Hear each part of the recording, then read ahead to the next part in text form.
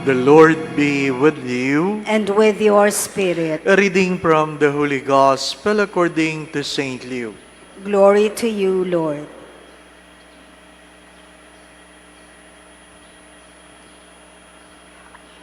Jesus told his disciples a parable.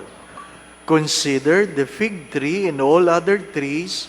When their buds burst open, you see for yourselves and know that summer is now near. In the same way, when you see these things happening, know that the kingdom of God is near. Amen, I say to you, this generation will not pass away until all these things have taken place. Heaven and earth will pass away, but my words will not pass away.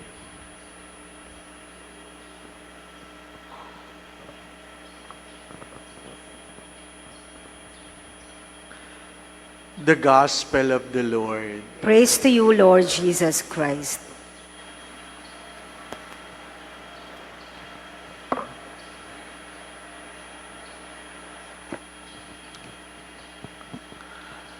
A former jolly priest, now in the retirement house, humbly said, "It's time to go. It's time to go." I guess he already accepted that he is nearing his end. I was trying to console him, but he said, "Stop doing that.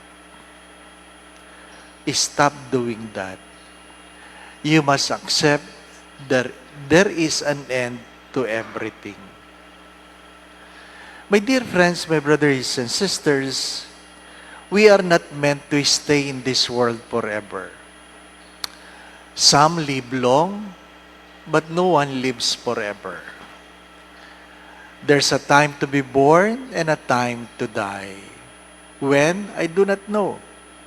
How? I do not know. But there will be an end to everything. End to your pain, but end even to your joys. Lahat yan. Matatapos yan. The gospel reminds us that you yourselves know that it is your time. Cardinal Gaudencio Rosales, or we call him Lolo Densi, is 98 years old. Binisita siya ng mga pari. Sabi niya, "Wala akong sakit, pero lahat masakit. Wala akong sakit, pero lahat ay masakit." Sadya siguro darating tayo doon, no? My dear friends, my brothers and sisters, do not pretend or stop denying that end will come because it will simply make your life miserable. If you know that you're going, then start letting go. Give away before your hands are too weak to personally give it away. Darating ang araw, lahat ng hinahawakan mo, iiwanan mo, kaya habang meron ka pang lakas na magbigay, ibigay mo na. Hindi mo naman madadala yan. Paulit-ulit ko yung sinasabi. Kahit ang doktor nagkakasakit, ang pari ay nagkakasala, lahat ng mayamang tao sa mundong ito ay lilisan ng mahirap. Lahat ng mayaman na tao sa mundong ito ay lilisang mahirap. Ano ibig sabihin nun? Wala kang dadalhin. Wala kang dadalhin. Ano po ba? Mga minamahal na mga kapatid, sabi nga nung isang mayaman, sabi niya, "Magkano ang pera ko sa bangko?" "Magkano lahat?" Sabi, "Meron po kayong 10 million. Sabi niya, pakisulat mo sa cheque 10 million sa pangalan ko." Ano pong gagawin ninyo? Ilibing mo yan kasama ko. Ano po? Ilibing mo yan kasama ko. As if may ingkash niya. Hindi po ba? Ano? As if may ingkash niya. But what is more important than in the readings today? It is in the first reading. If we have listened carefully, there are two books. And the book of life is where your name should be put. Ano sabi po doon sa unang pagbasa? That all of us will be judged by the things we have done. Do not forget that. That's very important. That all of us will be judged according to our deeds, to the things we have done. Hindi yung mahabang buhay, maiksi ang buhay, mayaman o mahirap, may pinag-aralan o wala, nagsiserve ba yan sa simbahan o hindi, pari ba yan? We will be judged by the deeds, according to our deeds. So, yun nagsasabing, wala naman akong ginawa, Father. Kaya nga, yun ang iyong ginawa, wala kang ginawa. Ano pa? Akala mo kasi pag wala kang ginawa, wala kang pananagutan. Ang pananagutan mo ay wala kang ginawa. Ano pa? Mga minamahal na mga kapatid, when there is time, think about it. When there is time, reflect about it. When there is time, decide on it.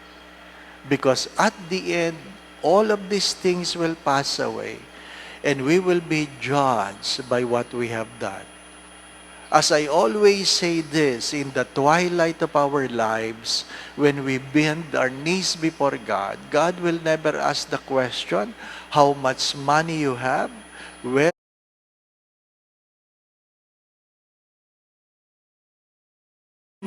the only question that will be asked is how much love you have given.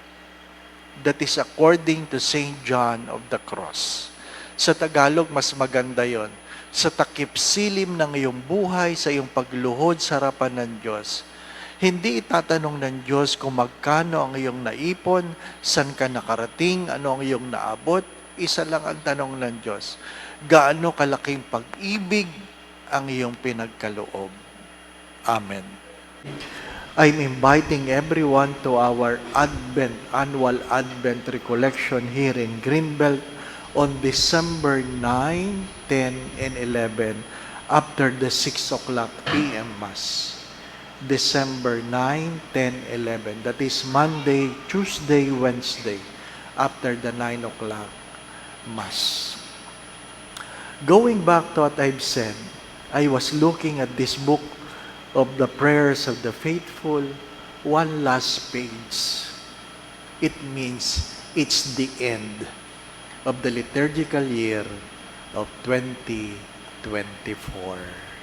Sunday, we will begin another year. My dear friends, my brothers and sisters, whether you like it or not, whether you do something or not doing anything, we constantly grow old. We constantly grow old. And when we grow old, we become weak, we forget things, we commit mistakes.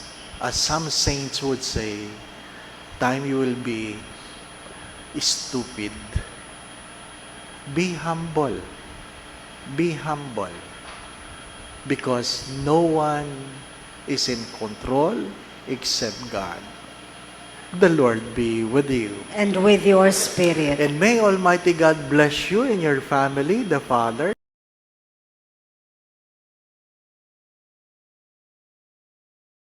Amen. we go in peace to love and serve the Lord. Thanks be to God.